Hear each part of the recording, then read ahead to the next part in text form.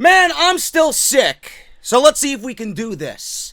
The King of the Ring finally got underway tonight with Cesaro versus Samoa Joe and Cedric Alexander versus Sami Zayn, who advanced to the second round of the 2019 King of the Ring. Rey Mysterio almost retires. Becky Lynch cuts a great promo on Sasha Banks while the boss continues to show us why she is the boss and why we missed her. And WWE ruining their tag team division and showing more desperation to get Seth Rollins over than ever before. Right here for Monday Night Raw, August 19th on Off the Script. Damn, I did that good. And in one take. Ha ha ha ha! Is this what you want? This fucking foliage? Is this what you want? Mr. Dips?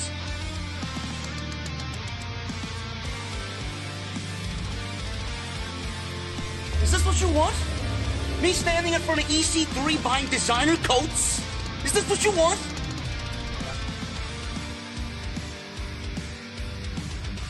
Me sitting in some hipster hotel in Williamsburg, Brooklyn, fluffing pillows? Is this what you want? I don't believe this. This graffiti art, hipster hotels, avocado toast. All I want is a fucking Guinness. An ice cold Guinness. What the hell does that mean?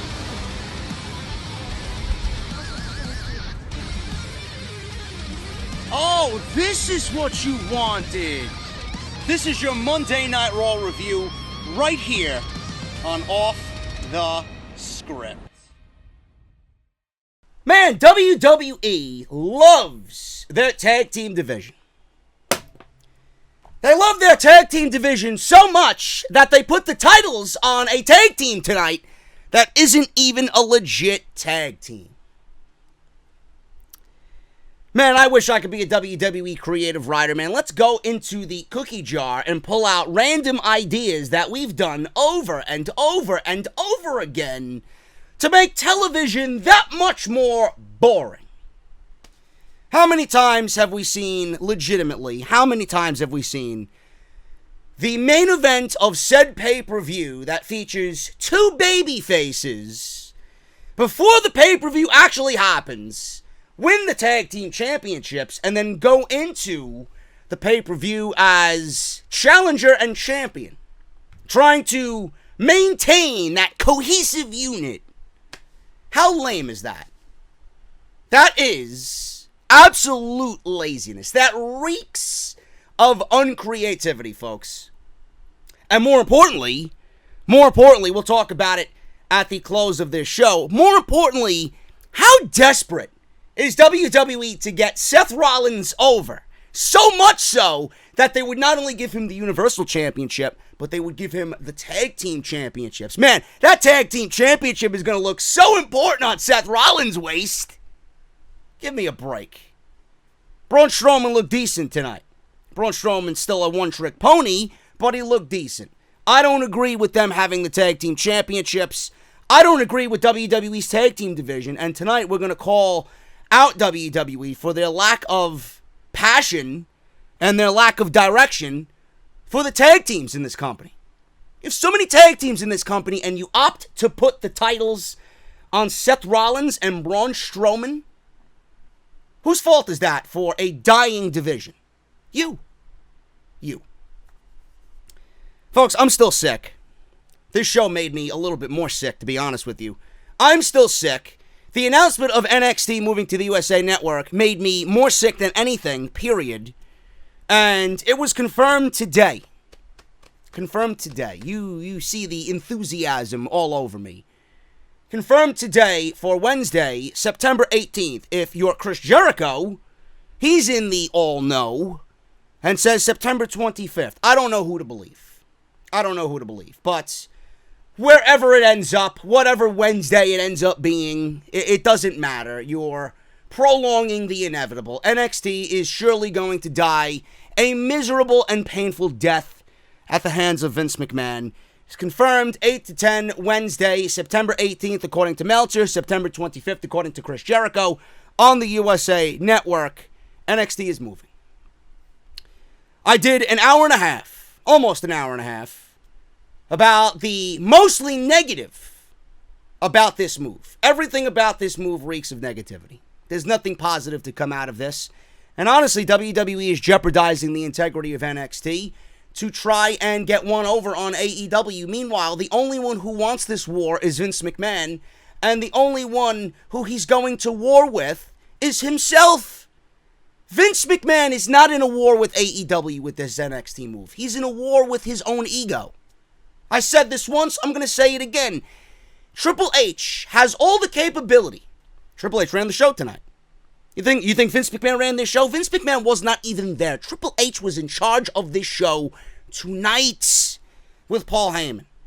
So if Triple H can run this show and have it come out somewhat decent, there's no reason to believe he can't do the same for NXT. So why is Vince McMahon rumored to be hands-on with NXT? Because they're going live on the USA Network.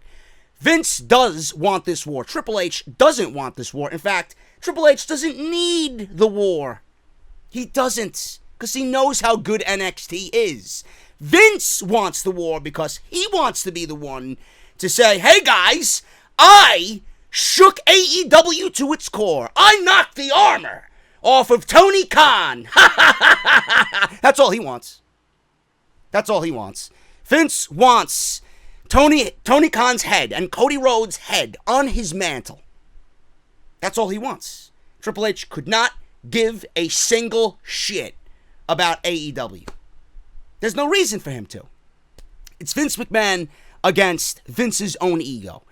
I go over all of this and so much more in an hour and a half, man. Believe me.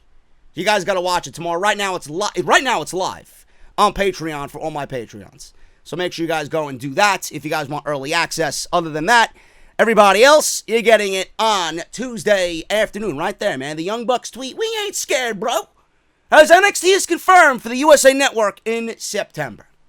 So make sure you guys go and check that out tomorrow, 2 p.m. live on the channel. And then off the script this past weekend, Vince McMahon breaking a handshake agreement with Dolph Ziggler. I don't know if that's true or not. Whatever, it made for a great top story. And Buddy Murphy botched himself into the Roman Reigns Daniel Bryan storyline with Shorty G, Chad Gable, possibly getting a new name change. We will see in the weeks to come. Everything you guys need will be linked down below in the comments section. And I'm going to make it easy for you. I'm going to pin it at the very top. Make sure you guys go and show some support for all of that stuff right here on Off the Scripts. Make sure you guys follow me on social media at JD from NY206. That is on Twitter and Instagram. Thank you guys so much for all the follows on Twitter. We are nearing 28,000 subscribers. Next up is that blue check mark, man. We got to get verified. I wish. Hit that subscribe button. Turn on that bell for all notifications. And if you guys want early access, you guys can certainly sign up for the Patreon page. Patreon.com/JD from NY206. Thank you guys so very much for all of your support. Let's get into Monday Night Raw tonight from Minneapolis, Minnesota, man. Now, it was not that bad of a show. It wasn't perfect by any means, but it was enjoyable. And I have to say, right out of the gate, Jerry Lawler was taking the place of Corey Graves. I do miss Corey Graves. I do think Corey Graves does a great job. Now, you might not agree with that. I think Corey Graves does a great job, even though the bickering between him and Saxton and him and Renee can get a little overzealous at times and just a little too much. He does a great job. He is very informative. He is on top of his game every single week. So I love what Corey Graves does. Even though he doesn't feel the same as he used to, he's still probably the best guy that they got. Jerry Lawler was there tonight, taking his place. Then they put him in an angle with Bray Wyatt, which we'll talk about in a little bit. And then Vic Joseph took over for the majority of the show, starting around 8:30. And I want to say, I've always enjoyed Vic Joseph's work. I enjoy Vic Joseph on 205 Live. I enjoy Vic Joseph on NXT UK. I think Vic Joseph is a very good play-by-play commentator. He's got the enthusiasm. He doesn't sound produced. He has a good voice that I don't mind listening to him for 3 hours. And I really appreciate WWE putting him in that position and Michael Cole taking a step back and actually letting him kind of run the show. for the remainder of Monday Night Raw tonight. I don't know why that was done. I don't know why Vic Joseph, out of all people, was chosen. I don't know why anybody was chosen, period. They could have easily went with a 2-man booth, but you know how WWE operates. They have to have a 3-man booth. I don't know what it is with the 3-man booths.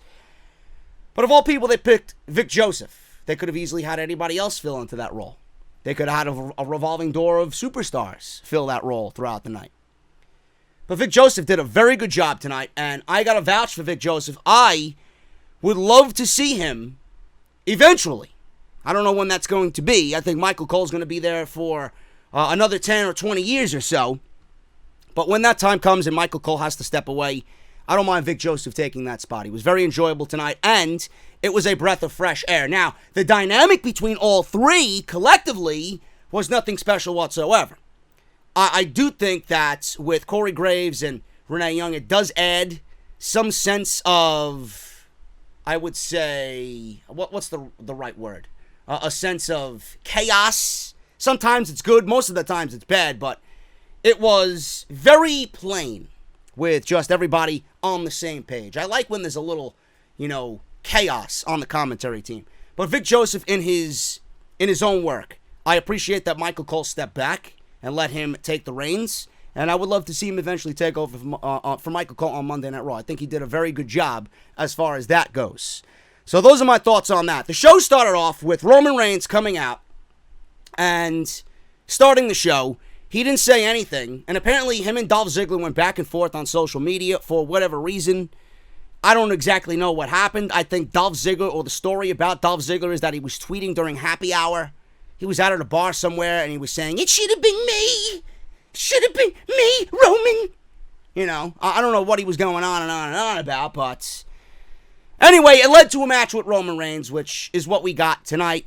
Nothing at all with whatever Roman Reigns is going through and the murder mystery that is Daniel Bryan, Rowan, and Buddy Murphy. Nothing. We just got a decent Dolph Ziggler match with Roman Reigns that really meant nothing at the end of the night. And the only thing that I was thinking of while this match was happening was I felt bad for Roman. Believe it or not, I felt bad for Roman Reigns because he's in the ring with somebody who is as dead as a walking corpse on The Walking Dead. The guy is absolutely worthless in every sense of the word to WWE television. There is no direction with Dolph Ziggler. Dolph Ziggler is not enjoyable. Dolph Ziggler is factoring into absolutely nothing. He doesn't create excitement. He doesn't create enthusiasm at all in anything that he does. Dolph Ziggler is a glorified jobber, and he's a loser. I'm sorry. Dolph Ziggler took how many months off? Or was it 3, 4 months? He was at the Royal Rumble, and then he showed up again after WrestleMania to attack Kofi Kingston. 3.5 months. Dolph Ziggler should take another 3.5 months off, multiply that by 18, and then there you go. That's how long he needs to be off of WWE television.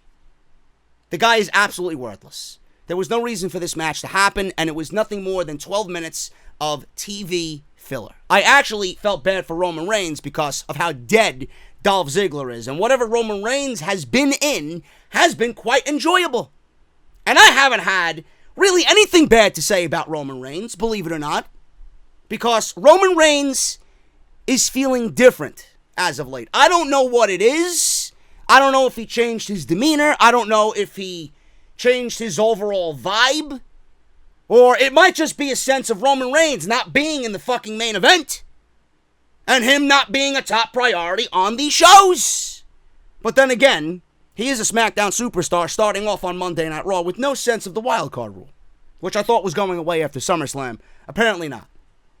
I felt bad for Roman because Dolph Ziggler is so dead. And then they go and have a decent match. But Dolph Ziggler can have a decent match with a fucking paper bag. We all know how great he is. It's the fact that the guy is absolutely worthless to WWE television. So, 12 minutes of a decent match with Roman and Dolph Ziggler. I don't know why they gave Roman so much defense in this match to a point where Dolph Ziggler was getting finishing move after finishing move on him and near fall after near fall. What did that mean to the overall match? Everybody already knows and attributes Dolph Ziggler to being a loser. I don't understand it. And then Roman Reigns ends up winning with a spear. 1, 2, 3. That was it. Listen, decent match. It did absolutely nothing for me. And I don't want to see Dolph Ziggler anymore. Get this guy off of television. Go do comedy. Go away for 2 or 3 years. Come back. And I guarantee you people will have missed you by then. No one's going to miss you in 3 months. And especially with WWE doing exactly what they did with you for the last 6 years, how is anybody going to believe Dolph Ziggler's a loser? You said it yourself, man. How can people believe in someone when they constantly lose, and never win a match? You've had how many WWE title shots? Why did you get so many WWE title shots? How many matches have you lost on top of that? You're a loser. And I mean that wholeheartedly. The character of Dolph Ziggler is a loser, but Nick, the man behind Dolph Ziggler, is one of the best wrestlers that they have in that company right now employed. And it's a damn shame that he is in the current state that he's in.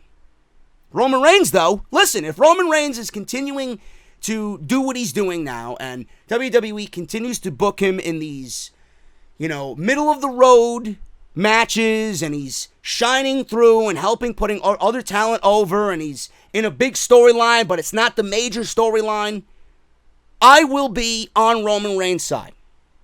But right now, Roman, out of the two, Rollins and Reigns is looking so much more enjoyable than Seth Rollins. And I mentioned this last week. I honestly feel like WWE's doing this on purpose. They're making Rollins so cringe to a point where they want you to like Roman, and they want you to treat Rollins like we treated Roman for the last 5 years.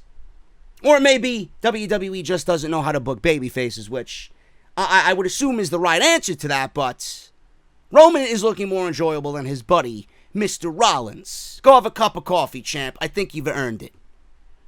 Anyway, Dolph Ziggler and Roman Reigns started the show off. Spear, Reigns wins. That was pretty much it. Nothing more to it than that. Hopefully we find more on Roman Reigns and Daniel Bryan on SmackDown Live, as Daniel Bryan says he's going to reveal the culprits of the Roman Reigns attacks on Tuesday night.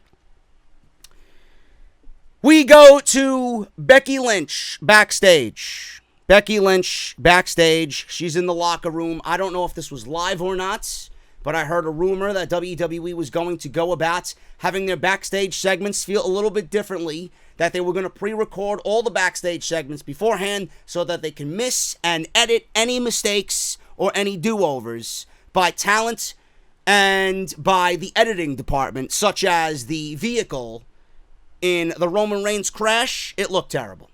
So they don't want stuff like that to happen. The Mandy Rose promo a couple of weeks ago where she said that her and Sonia Deville were going to get a title shot, and that match was happening next week. And then if they beat the Iconics, then they would be the number one contenders for the women's tag team title. So they were getting a tag team title match and a number one contender match, apparently in the same week.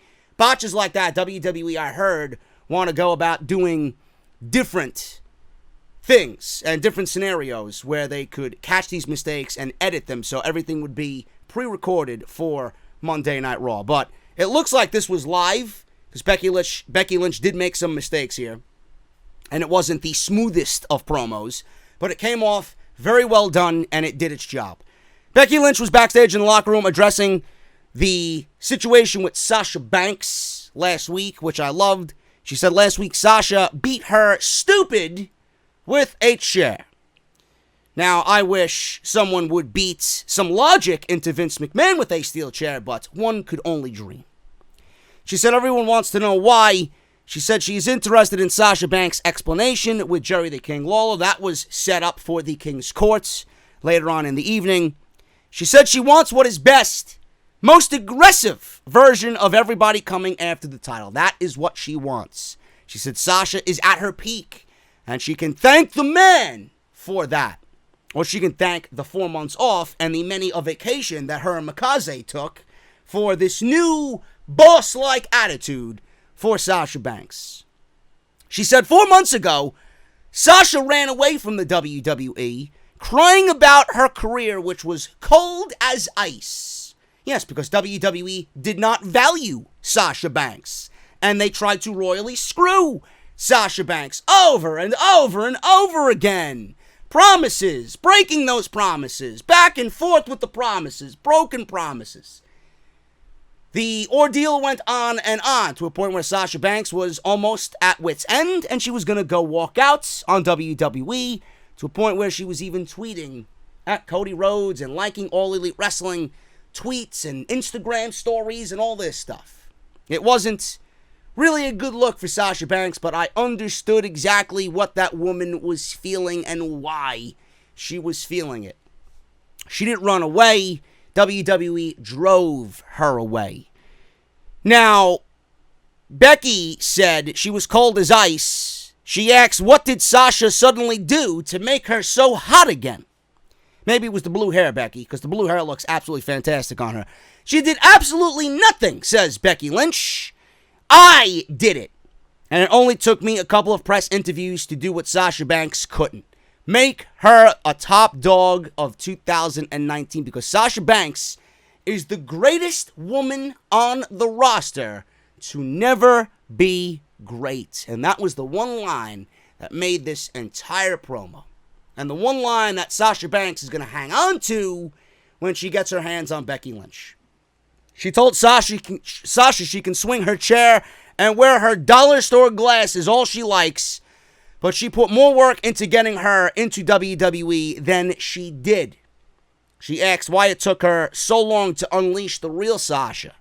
She said the greatest crave greatness. They need to be gloated into it. She said it's a cat and mouse game, and when she's done with her, she'll give her a real reason to go home and cry. And that was it. I thought it was a great promo. A couple of slip-ups here and there, but it got the point across, and it was very well done. And it touched on everything that we want to know. Why did Sasha Banks go home? Sasha Banks calls herself the greatest women's performer on the planet. Becky Lynch came back and said, well, she's the greatest female on the roster to never be great. Sasha took her ball and went home. Sasha went home and cried. Sasha was ice cold. Her career was ice cold. It hit on a lot of good points that we're awaiting for Sasha to touch upon. But before Sasha actually took the microphone for the King's Court, I was thinking to myself, I don't want Sasha to talk. I don't want Sasha to go out there and explain to everybody why she went away. Why is she attacking Becky Lynch? Nobody deserves an explanation. Sasha could do whatever she wants at this point. Sasha has her own reasons. We are going to need to wait to find out what Sasha's meaning behind all these attacks are. And what her attitude change really means and why she's changing her tone and her attitude. You got to wait. I didn't want WWE to go about Sasha Banks the way that they did Dean Ambrose. When Dean Ambrose came back, they ruined his return. I'm going to have a lunatic in my corner, says Seth Rollins, going into SummerSlam last year as he battled Dolph Ziggler for the Intercontinental Championship. I didn't want Dean Ambrose to be ruined in that moment. I didn't want to know he was showing up. I wanted him to just show up. And then the first words that he spoke were to Jinder Mahal. The guy spoke to Jinder Mahal, where WWE didn't have anything with Dean Ambrose at all, but they put him in that. They shouldn't have given him anything at all. He should have remained silent and let his actions speak for him. I didn't want WWE to go about doing the same thing with Sasha Banks. Little in this instance is going to go a long way. So hopefully they realize that, and they don't have Sasha immediately blurt out why she did what she did and why she's back and why she went home. We have to wait. This is the greatness and the beauty of a storyline. You can't give us the answer in week 1 or week 2. Let us hang on to why Sasha did it. What do I say all the time, folks? The why is the most important thing in any storyline. If you give the why away, then you have nothing else to hang your hat on as far as caring about this storyline. King's Court. Jerry the King Lawler was out there. He was set to interview Sasha Banks. But before that, he went on and on and on and struggled through a very forced promo about the King of the Ring tournament. He says it's one of his favorite events of the year. King, I don't know where you've been for the last 10 years, but there's only been 2 King of the Rings in the last 10 years. So if it's one of your favorite events of the year, maybe you should pitch it to Vince McMahon to have the event actually happen once a year. So this promo was a little ridiculous right from the get-go. He says it's a launching pad. He mentioned Bret Hart, Steve Austin, Brock Lesnar. Bret Hart was already a made man in WWE, and the only reason why the King of the Ring for Bret Hart was created was because Hulk Hogan didn't want to defend the WWF Championship against a small guy in Bret Hart. He would have rather lost the title to a giant monster in Yokozuna, which speaks to me as Hogan didn't want a job for Bret because he's the much smaller guy, and Bret was going to go over and win the WWF Championship, and Hogan couldn't bear to have Bret Hart, the much better wrestler, defeat him at the King of the Ring for the WWF Championship. Either should have been that match at King of the Ring, or it should have been the match at SummerSlam, neither of which happened. Then you got Steve Austin. Yes, the King of the Ring helped Steve Austin, but the King of the Ring didn't propel Steve Austin into what we know of him today. He didn't instantly get the rocket pack. It took him to win the King of the Ring to finally be on WWE's radar after so many wasted fucking segments with the $1 Million Championship and Ted DiBiase, the Ringmaster.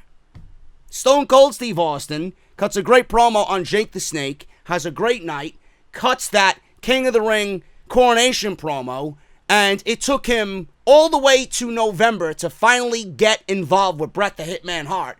And then the feud with Bret catapulted him into WWE just greatness at that point. It wasn't the King of the Ring. The King of the Ring was maybe a drizzle of success. What really drove Steve Austin's success was that match at the Survivor Series against Bret the Hitman Hart, which was a damn near 5-star classic. And then everything that happened after that, where Stone Cold won the Royal Rumble in one of the greatest fashions I think I ever remembered. And then obviously with the WrestleMania 13 submission match with Ken Shamrock as the special guest referee or enforcer. So it was the King of the Ring that got everybody started, but has WWE really made anybody into a overnight success by winning the King of the Ring? It's always just, one of those things that WWE used to make someone a star on TV, but they never do anything with it. They never go all the way with it. So, with the King mentioning Bret Hart and Steve Austin and Brock Lesnar, he said 16 men over the next few weeks will battle it out over the King of the Ring. And we pointed to the screen. We seen the brackets. He says he's either going with Cedric Alexander or Ricochet. And on the SmackDown side, he says he was going to go for somebody, and then Bray Wyatt comes out. Bray Wyatt comes out, the lights go out, and I love the little attention to detail here. I hated the promo. I think the promo was forced. I think the promo was just god-awful. It overstayed its welcome, and I think Bray Wyatt had the same sentiments as we all did. I can't listen to this anymore. Let me come out and give this guy the mandible claw, just so that we could end this shit. But I love a little attention to detail. Jerry the King Lawler was like, uh-oh, I'm getting out of here because I know what this means on microphone. So he ran out of the ring and he stood on stage like a dumbass. He beats it out of there, goes up the ramp. He's looking around like, where is he? And then the Fiend shows up behind him. Bray Wyatt gives him the mandible claw, and that was pretty much it. Lights come back on, and Bray Wyatt has disappeared and leaves Jerry the King Lawler laying. This is when we got Vic Joseph on commentary for the rest of Monday Night Raw as a Yowie Wowie chant broke out in Minneapolis tonight for Monday Night Raw. Ricochet and The Miz versus Baron Corbin and Drew McIntyre. Nothing speaks to me as lazy as this does. Yes, let's do the King of the Ring tournament and give us 16 men.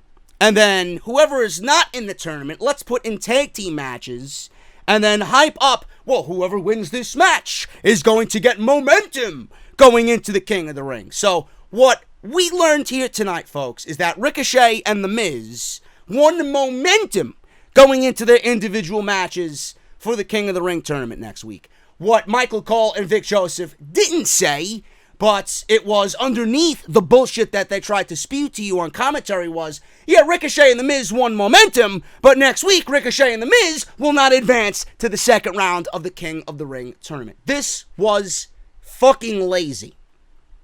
Absolutely lazy. You mean to tell me that you didn't have any other superstars on the roster in which you could use Ricochet and someone else in a match? You couldn't give me Drew McIntyre and someone else in a match? Did we really need to see The Miz and Baron Corbin in the ring together? I don't want to see them in the ring together next week. What makes you think I want to see them in the ring this week? I don't want to see Baron Corbin in the ring any weeks. And what is with his outfit? I didn't know he was now sporting around a outfit that makes him look like he looks like a fucking bouncer at a nightclub. He's wearing a Gucci belt. He's wearing a fucking tight tank top. Whether he is a maitre d' at Applebee's or a fucking bouncer at some cheap nightclub, what is he? What is he supposed to be? I don't get Baron Corbin's gimmick. He looks ridiculous. He certainly doesn't look like a fucking king. If that man looks like a king to you, then I'm sleeping with Tony Storm in about 1 hour. Not happening. It's not happening. So Ricochet and The Miz beat Baron Corbin and Drew McIntyre. Lazy. How could we get these other guys who are not competing in the tournament tonight in a match this week on Raw? Oh yeah, we'll put them in a tag team match. Yes, because I want to see your tournament matches in the ring tonight, so it ruins all element of surprise for what these guys do in the ring together. Or am I losing my mind? Then I see some idiot on social media, well, it's to make sure that the casuals see that they have momentum going into next week. What momentum? They're pretty much telling you without telling you The Miz and Ricochet are losers next week. Fucking dumbass. Oh my goodness, man. Miz and Ricochet win. Miz pulled Ricochet out of Corbin's path. I believe he was going for, he might have been going for the end of days. I think Ricochet got nailed with the deep six. So Miz pulled Ricochet out of the ring, and then Ricochet caught him with a recoil for the win. Is that what they're calling it now, the fucking recoil? The only recoil I know is in Call of Duty when my gun kicks up in the air and I can't get my head shot, yet I'm sniped to death quick with a fucking quick scope. Recoil. What happened to David Vonderhaar? Is he gone? I'm seeing all these tweets about David Vonderhaar on social media. What happened to him? Did he lose his mind? Did Black Ops 4 break him? Yeah, Black Ops 5 is going to be great next year. Anyway. Booker T was on Skype because WWE is, I guess, wanting to show everybody how normal and real they are. Skype. You know, there's other versions of Skype that are much better.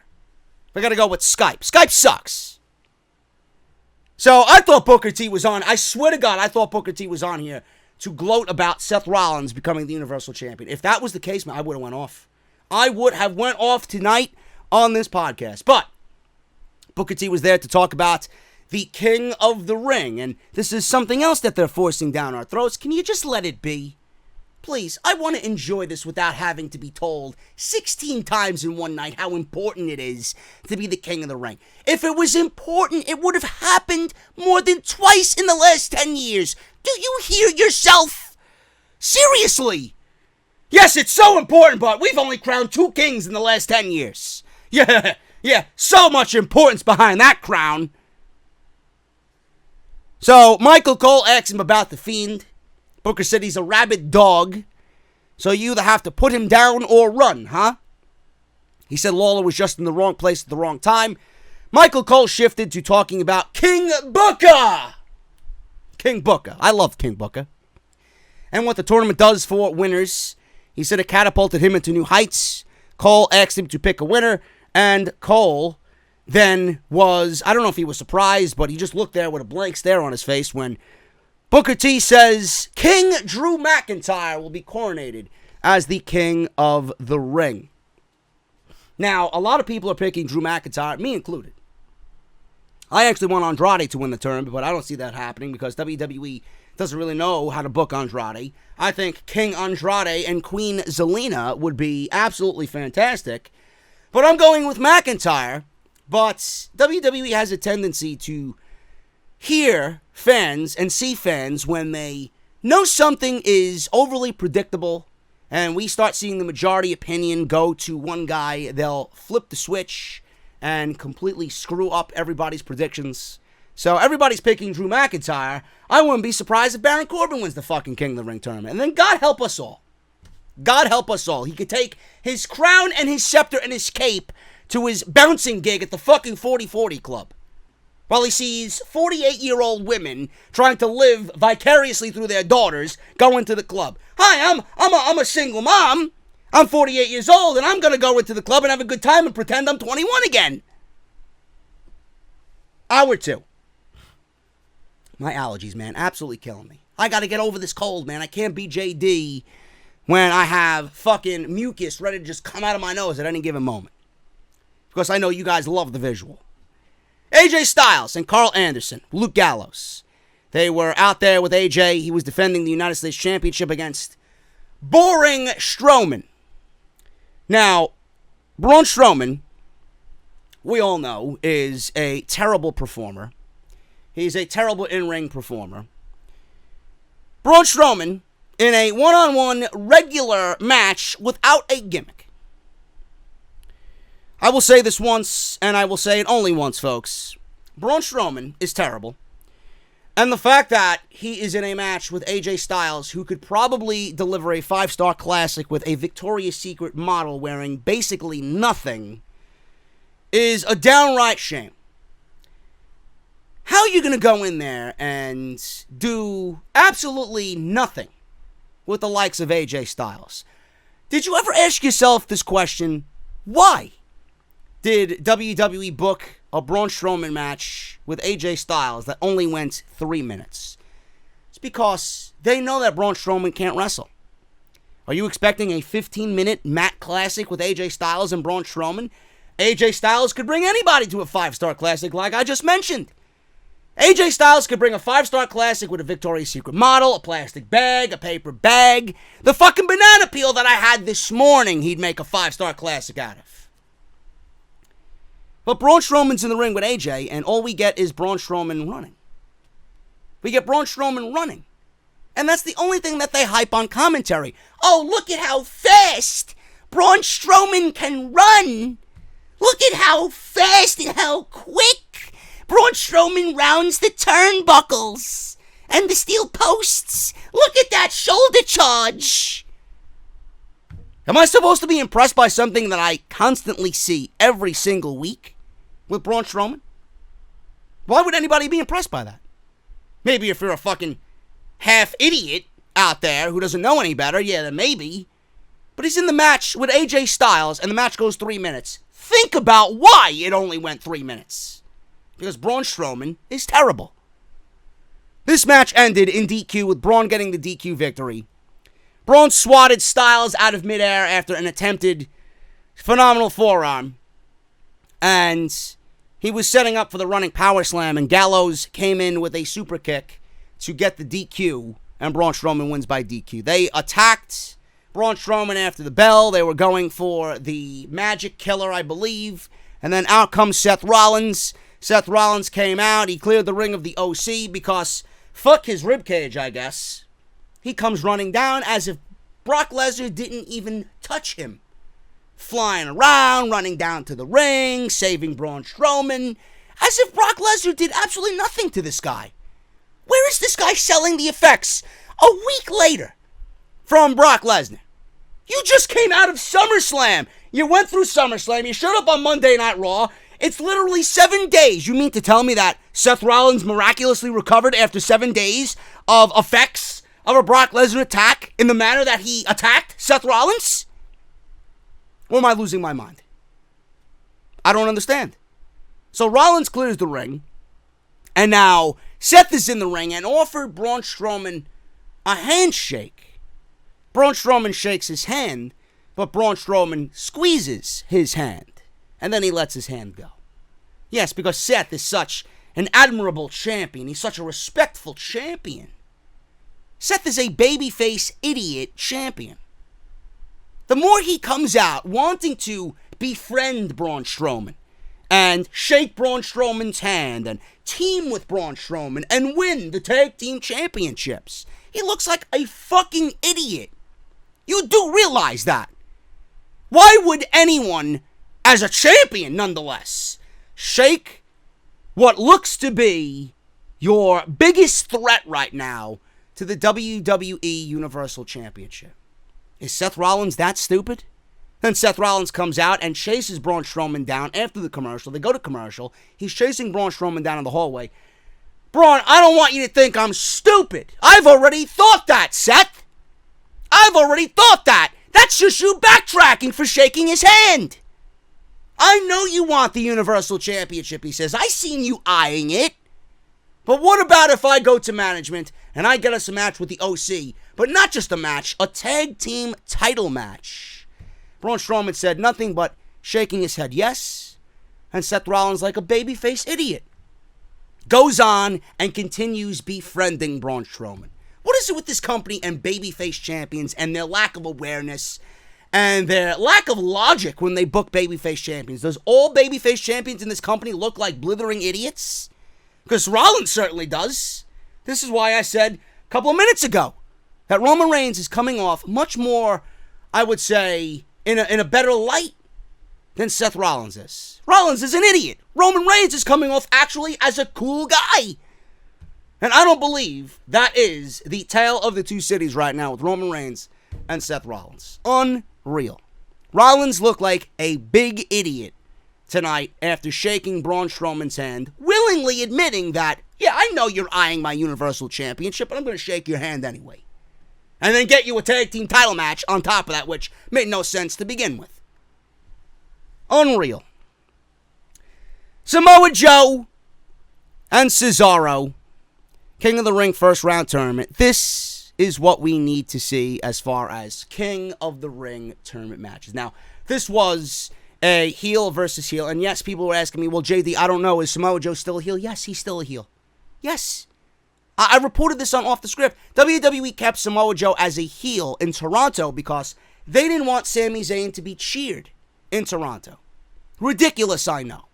And then they aligned Samoa Joe doing Shane McMahon's bidding on SmackDown Live. And they put Samoa Joe against Kevin Owens. He's a heel, folks. When WWE wants to turn him babyface, they will turn him babyface. I hope they didn't abandon the babyface turn because Samoa Joe could desperately use something different. And a babyface turn, in my honest opinion, is indeed that.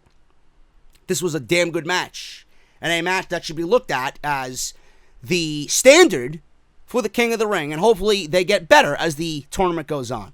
Cesaro charged Joe at the bell with a running European uppercut. He said, that one I waited all these years for because of Tyson Kidd.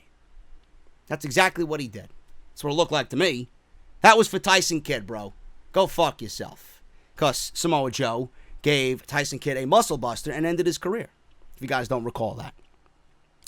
So this one ended when Cesaro went for the Cesaro swing, which was absolutely impressive because at this point they were beating the shit out of each other. So he went for a Cesaro swing, then he went into a sharpshooter. Cesaro did a couple of revolutions with the swing, then went for the sharpshooter, hit it, middle of the ring. Joe crawled to the bottom rope, so Cesaro shifted into a crossface. Joe backdropped out of a neutralizer attempt, and then applied the coquina clutch for the tap-out victory. Cesaro tapped out quickly in the coquina clutch. Cesaro was interviewed recently, and he said that he feels that there's an empty void without Sheamus next to him. I've been saying it for weeks. Cesaro is a loser. Joe is a loser. And I mean that in a very depressed manner. I mean that coming from a depressed fan. I don't want to say that they're losers, but their characters right now are portrayed as losers on WWE television. Joe is one of the most legit guys in this company. Cesaro is one of the best wrestlers that they have employed. He could bring another guy who could bring a fucking great match out of literally anybody. I was surprised that they actually came to a victor in this match. I'm surprised they decided upon a winner for this match. I honestly, before you guys watch my video tomorrow, I predicted this match to end in a double DQ, a double countout, a draw, a time limit draw. I didn't think anybody was going to advance to the second round here. Because who do you decide upon winning this match when I could count both of these guys' victories this year alone on one hand? They're both losers. But Samoa Joe got the victory. He advances to the semifinals, which is surprising because more than likely he's going up against Drew McIntyre. And that's another match that I'll be interested in. But it presents two heels in that role. Maybe that's the match that brings Samoa Joe closer to being a babyface, because Drew is a heel 100% of the way. So we'll see what happens there. But Samoa Joe gets the victory. But I feel bad for Cesaro, man. If Sheamus is coming back and Sheamus is making a return, they need tag teams on both of these brands. Get the bar back together, because Cesaro's going nowhere. They clearly have no plans for him as a singles guy. Sheamus, I don't have any desire to see him as a singles guy. Get him and Cesaro back together and give me the bar, because they're better together than they are separated from one another. We see a clip which was not funny at all. I'm just sick and tired of all these 24/7 title segments, 24/7 championship segments. There was a clip that was taken from YouTube where Elias was in a recording studio this weekend and he was snuck up on by Drake Maverick, who was disguised in a wig. He tried to roll up Elias in the recording studio, and Elias pretty much beat the shit out of him behind the soundboard in the recording studio, behind the soundproof glass, and you couldn't hear anything that was going on. All you seen was Elias decking him with right hands. Elias sat in the middle of the ring, and he had sound issues. Everything from microphone being staticked to his guitar being out of tune, which I hope to God was part of the story here, which it ended up being, because he strummed that guitar and it sounded absolutely terrible. So he went on and said, "Tonight, I am going to give you a farewell performance," because he said being out here is risking his 24/7 championship title reign. Well, logic. Look at that. Who would have thought something so stupid is logical? Awesome. Attention to detail, folks. Attention to detail. He said he can't risk being out there live every week as 24/7 champion. He said before he goes, he's going to leave the fans with an emotional ballad. He asked everyone to silence their cell phones, shut their mouths, the same shit. Then he began playing and realized that his guitar was out of tune. If he heard what he strummed before he said anything, he would have realized his guitar is out of tune to begin with. So another guitar was in the ring with him, and he asked his sound guy to come on into the ring and get him a new guitar and hand him a new guitar. So the guy that got into the ring was wearing a all-black outfit, and we seen instantly that it was R-Truth. And then R-Truth revealed it was him. Instead of attacking Elias with the guitar, he handed the guitar to Elias and tried to roll him up. Now, R-Truth is not the brightest guy in the world, but he had a guitar in his hand, the spotlights were off, he was wearing all black where nobody could see who he is. Why didn't he swing the guitar at Elias, break the guitar over his head, and then go and pin him and win the 24/7 title back? I mentioned attention to detail. Apparently, I take that back and rescind that comment, because this was fucking stupid. So he tried to roll up Elias. Truth scored a 2 count with a small package. He kicked Elias in between the legs, landed his scissor kick for another 2 counts. Truth then, I guess, ended with the guitar. And it was obvious that Truth was thinking about maybe hitting him, but he didn't. And nobody understood what R-Truth was doing or thinking. Truth swung the guitar at Elias, who ran out of the ring before R-Truth swung it and hit him. At the end, he finally said, "You know what? I got this weapon here. Maybe I should swing it at him and take a stab at this." But he had him dead to rights in the beginning of this segment, and he didn't swing, but instead went for a roll-up. I don't get it. I don't get it. That 24/7 championship segment was complete garbage.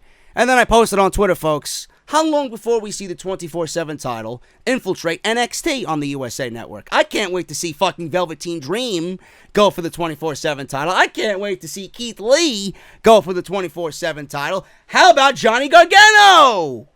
How about Bobby Fish? Man, I can't wait, man. That's going to make NXT so great. Charlie Caruso interviewed Rey Mysterio backstage. And before we get to Rey Mysterio, and how emotional yet cringe this segment was, I have to make sure you guys are aware that tonight's podcast is brought to you by Audible. Ooh. Audible, man. audibletrial.com/offthescript. Make sure you guys check out Audible. 30 days free of their service and 1 free audiobook of your choice. Make sure you guys sign up. And the best part is, not only are you going to get 30 days, not only are you going to get a free audiobook, but if you guys want to cancel, simply sign up and support the show. But if you guys want to cancel, you guys can cancel anytime in the 30 days and keep your audiobook for free. audibletrial.com/offthescript. Like I mentioned, man, Charlie Caruso interviewed Rey Mysterio backstage after the emotional comments he made last week on Monday Night Raw, where he was crying and mentioned that he has a family to support. She said last week that he indicated there might be something going on with his family. So Rey, in a very emotional tone, thanked Caruso for the opportunity. He says he's had a wonderful career and he's been very fortunate. But I'm leaving WWE and I gave Cody Rhodes a call and I'm going to be all elite starting 2020. Now, he didn't say that, but I'm assuming that Rey Mysterio is as good as gone from WWE once his contract hits that 18-month mark, which should be around WrestleMania season. Rey says he's wrestled since his uncle trained him as a little boy, and he's had a chance to wrestle in front of fans and friends. But recently, things just haven't been clicking with me. They haven't been clicking with you, or they haven't been clicking with WWE Creative. Which is it, Rey? Because I know it's not you. I know it's not you. He said what Andrade did to him was a disgrace, trying to rip his mask off. He said in their culture as a luchador, that's the biggest insult. He said he hasn't succeeded in responding. He said his body isn't doing what he envisions anymore. He says he's had a lot of injuries because he's faced bigger men, but his bigger fear is those injuries catching up to him. He took a deep breath. He was getting watery-eyed. And he knows this day has come to everyone at some points, but he didn't expect it would come to him this soon. He says it is time for him to hang up the mask and let a new generation of wrestlers have their time. As he began to end the promo, he took a step back and started to take his mask off. In comes Dominic. He stepped in. Dominic then told Rey that he promised him that they teamed together in his debut. He says he wants to be able to tell his children that his partner was his father, their grandfather, the great Rey Mysterio. He told him not to do it, not to retire, and stay in WWE. Rey Mysterio then looked at his son right in the eyes and said, "I'm going to make you proud." Rey says he would do it for him because he loves him so much. They hugged, they embraced, and that was the way the segment went off the air. Now, the dick in me wants Dominic to turn on Rey Mysterio and side with Andrade Cien Almas. That's what I really want to have happen. But I know that's not going to happen. Listen, the promo work by Dominic was certainly not the best. It was cringe. It was very forced. The delivery was terrible. But the job by Rey Mysterio here to defend, his son and wanting to see his son succeed and, him kind of going against his own body's wishes and stay in the WWE for his son. It was a very emotional moment. And it honestly did, in my eyes, the best that WWE has done to get Rey Mysterio over in all these months. This one moment was, I think, the best thing that WWE could have done for him. It was more of a reset button for him. Because now he's going to be associated with his son. Not only is Rey Mysterio and Dominic going to be featured together, that's going to help Rey Mysterio get back to where he should be, but it's also going to build Dominic as a credible character on WWE television. So it's going to be great to see where this goes. And I knew that Dominic was going to factor into this somehow. Whether he was going to be a tag team partner with his father or whether he was going to go one-on-one with his father. And Rey Mysterio was going to put the mask on the line for his son. His son would beat Rey Mysterio, and then Rey Mysterio would legitimately unmask on WWE television and pass the mask down to Dominic. I thought that was going to be one of the ways that WWE was going to go about this. But what we got tonight was decent, and it presented Rey Mysterio in a better light than I've seen them present Rey Mysterio in the last 8 or 9 months. So I can't really complain too much on it. And I'm going to be interested to see what they do. If it's going to feature Andrade, who is Andrade going to have as his tag team partner? I don't know. Now I'm intrigued by what they do next with Rey Mysterio. Who is Andrade going to get? I'm sure it's going to be Andrade, because Andrade is the villain in this storyline. He's the one who tried to take the mask off of Rey Mysterio. Who is Andrade going to get as his tag team partner to go against Dominic and Rey Mysterio? Should be interesting. What is interesting is the Revival and the New Day. Now, I didn't care about this match whatsoever. I complained that WWE has all these tag teams, yet the only tag teams that we see on Monday Night Raw are the Street Profits, who don't even wrestle on Monday night. They're presented as legit threats in NXT, yet they're drug addicts and alcoholics on WWE's main roster. Very stereotypical of WWE, of course. We have two alcoholics who rather drink and get behind the wheel in the Usos. We have the OC, we have the Revival, and we have the New Day. The War Raiders are doing absolutely nothing. They've won squash match after squash match after squash match. You have the AOPP. I don't know where they are. You have Heavy Machinery. You have Rowan and Daniel Bryan. I don't know why WWE constantly features 3 tag teams regularly on WWE and forgets every other tag team that they have on the main roster. If what I've stated for the last 3 years does not resonate with you at this moment, then I don't know when it will or what will. Merge the tag team divisions and make one set of tag team titles. There is no reason why the New Day and the Revival are 2 of 3 teams that you feature regularly in WWE programming. That's absolutely disgraceful to the overall nature of tag team wrestling and the tag team division in WWE. It really is. Does nobody there have a desire to make the tag team division competitive? What are you going to do when AEW has their tag team tournament? Are you then all of a sudden going to say, oh man, we got to get tag team wrestling back on the map in WWE? Why didn't you do it now? Why do you have to wait till someone else does it? I don't get it.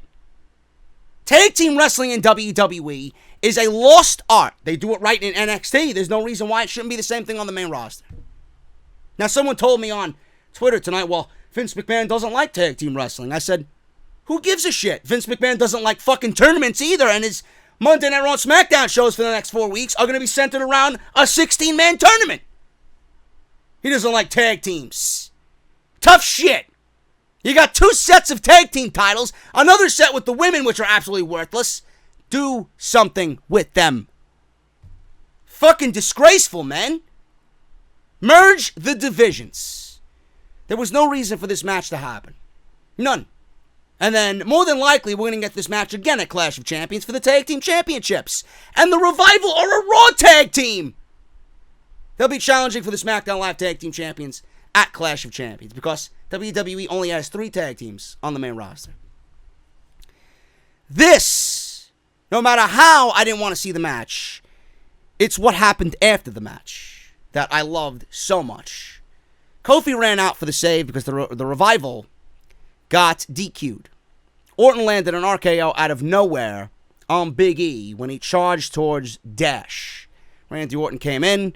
New Day wins by DQ. Kofi ran out for the save. He runs down to the ring, dives through the ropes, and he beats up on Randy Orton. Xavier then came in and tried to make a save, but he was triple teamed by RKO and the Revival. Now, Randy dragged Kofi to the middle of the ring and made him watch Dawson jump off the second rope and leap onto Xavier Woods with a flying knee.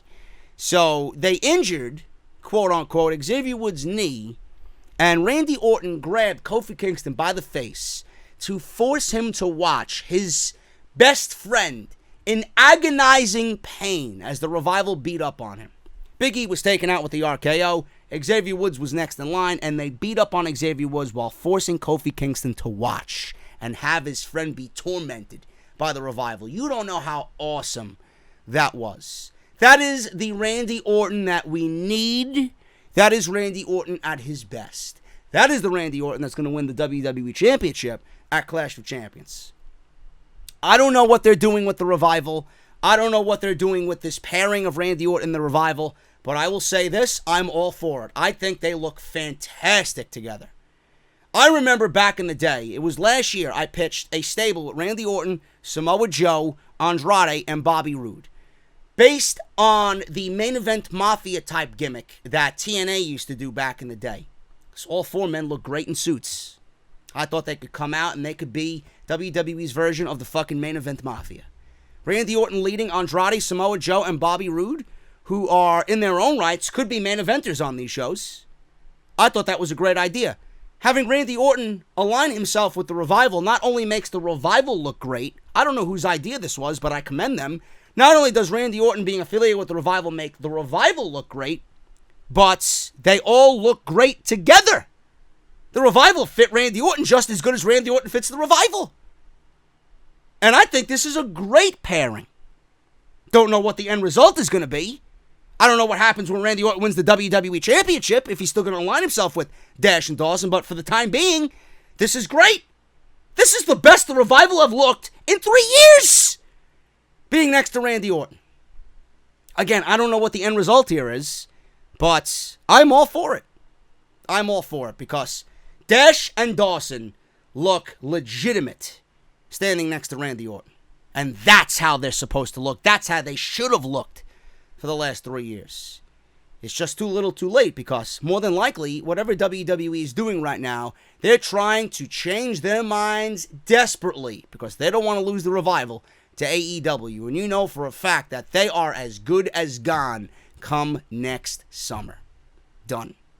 So this, more than likely, could be WWE's last-ditch efforts to align the Revival with an old-school mind in Randy Orton. Whether this is a new legacy, I don't know. I don't know. Maybe they add another man to this stable. I don't know. Either way you look at it, I think it's fucking awesome. Now, with hour 3 here, we got nothing in hour 3. Nothing but disappointment. Mandy Rose and Sonya Deville versus Nikki Cross and Alexa Bliss. This match went 5 minutes. This match went longer than the fucking match with Cedric and Sami Zayn. A King of the Ring match went 3 minutes. Alexa Bliss and Nikki Cross got more time than a Sami Zayn and Cedric Alexander first-round King of the Ring match. Someone's got their priorities mixed up here. Seriously. Before all that, Sasha Banks was interviewed, and she said something about her blue hair. She said something about her blue hair, and then she said something along the lines of, "You're welcome." And that was pretty much it. Cole asked if you'd like to explain what happened to Becky Lynch last week and your actions on Becky Lynch. She said she wanted to explain it from the beginning, and Sasha came out smiling, and she came out all happy. She played it off at first as a babyface. She said last week she looked in the mirror and told herself to lose her color. She said everyone was talking about her blue hair. She said she looks great. It feels even better. Cole said, with all due respect, nobody is talking about your blue hair.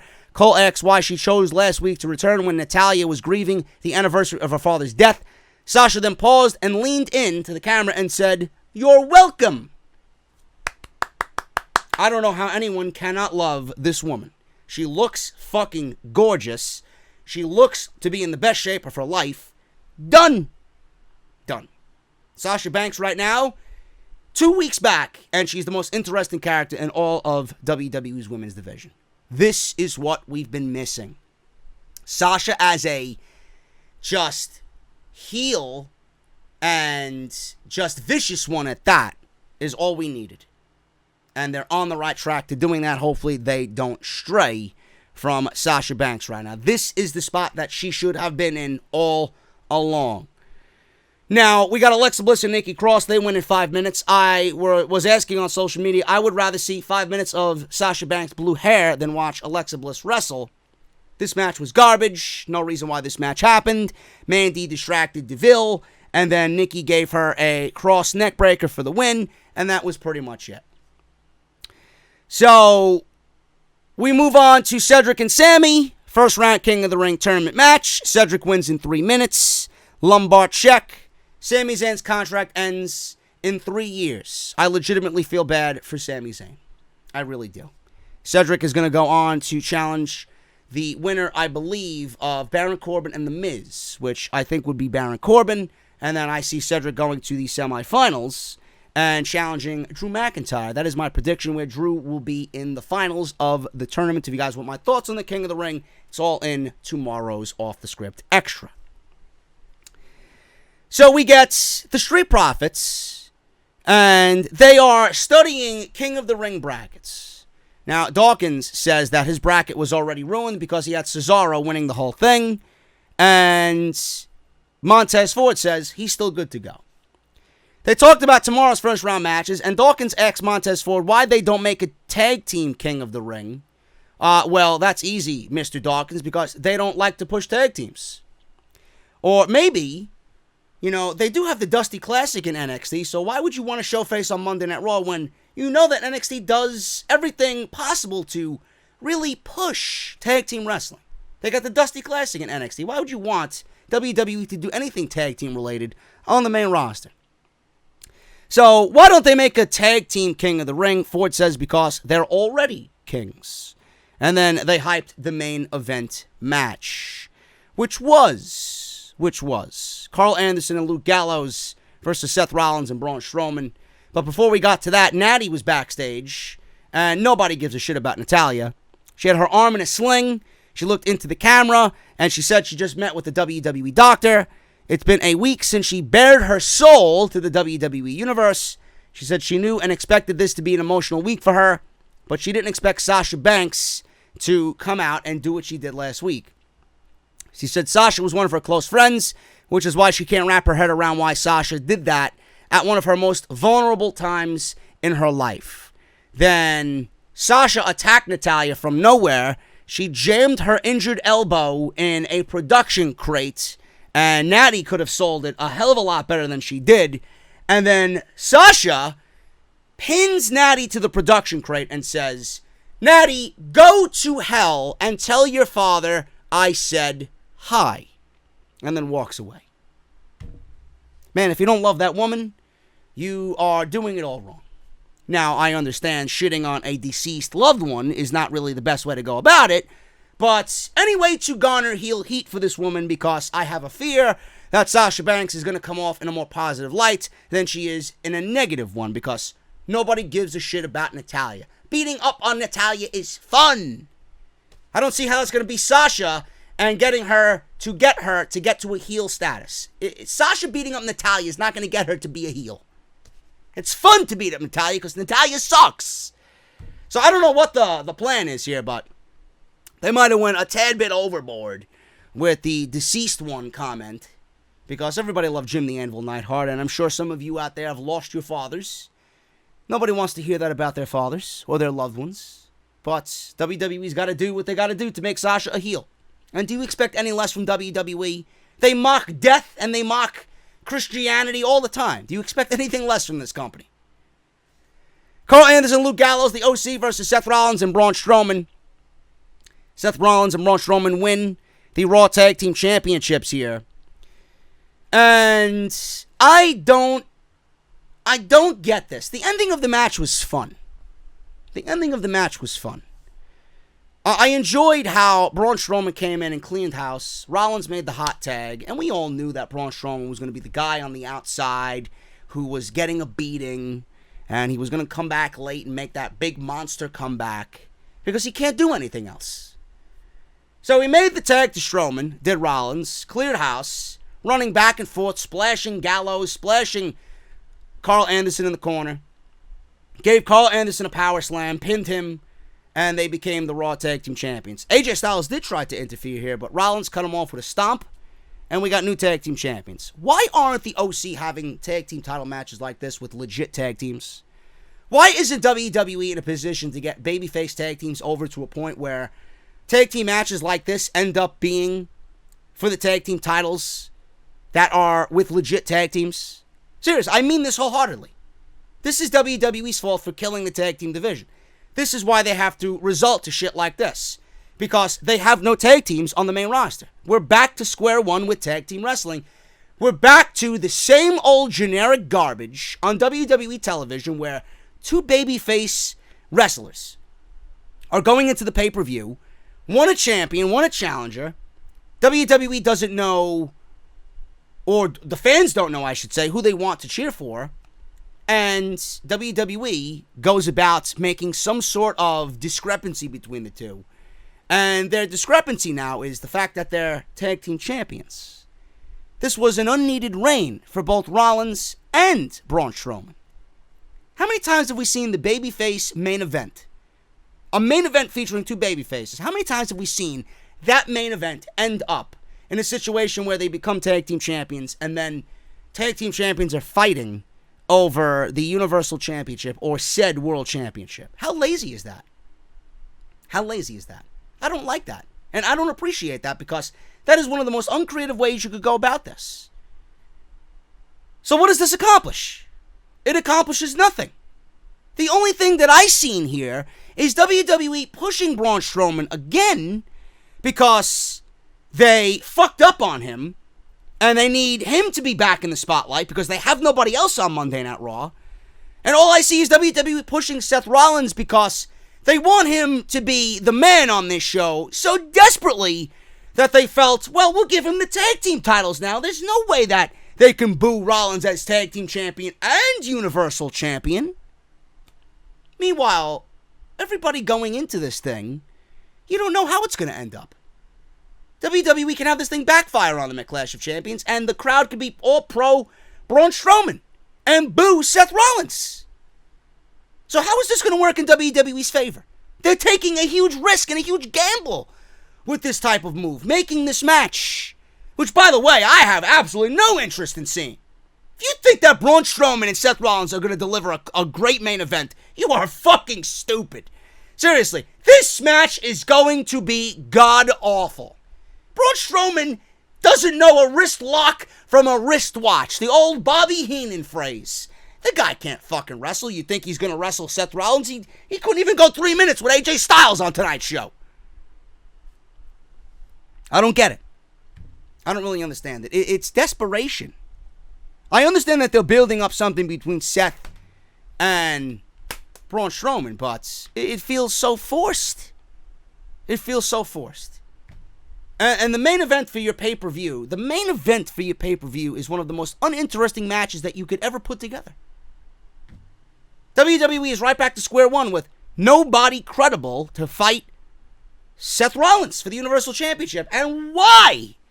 Why were they granted a tag team title match?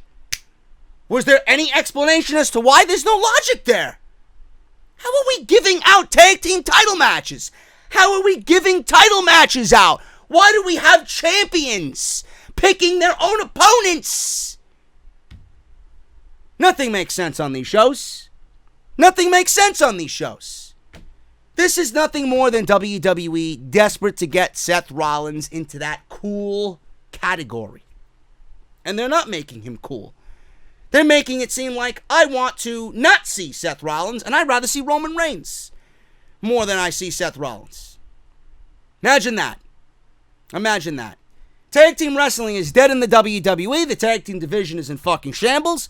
Why not? Let's give the titles to Braun Strowman and Seth Rollins, because fuck tag team wrestling on the main roster. Meanwhile, you have all these tag teams that you're not using, all these tag teams that you don't care to use. You don't have any decency at all to build up a babyface tag team in the manner of a Braun Strowman and Seth Rollins to challenge the OC. My main question is, why aren't there other teams on this fucking roster to get that type of reaction against the heel team like the OC? That's where you fucked up. Maybe you should look yourselves in the mirror and wonder why tag team wrestling is dead and why the OC are a stale act that was going nowhere.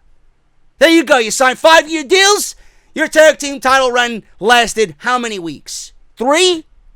It's all over for you guys. All over for the OC. I'm getting out of here, guys. Thank you so very much.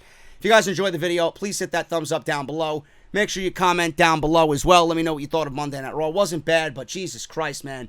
This company is just all over the place. Nothing makes sense at all. Hopefully, it's a lot better on SmackDown Live, which has been a lot better than Monday Night Raw in recent weeks. And we got Buddy Murphy versus Daniel Bryan tomorrow night on SmackDown Live.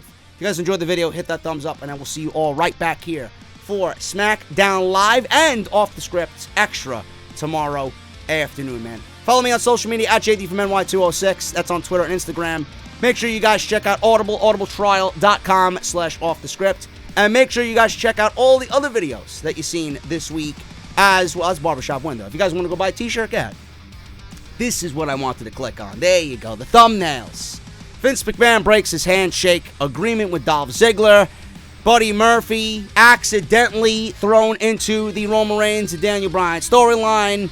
And we got Off the Script Extra tomorrow. NXT moving to the USA Network. Thank you guys so very much, and I will see you right back here again for this video tomorrow, right here on the channel. 2 p.m.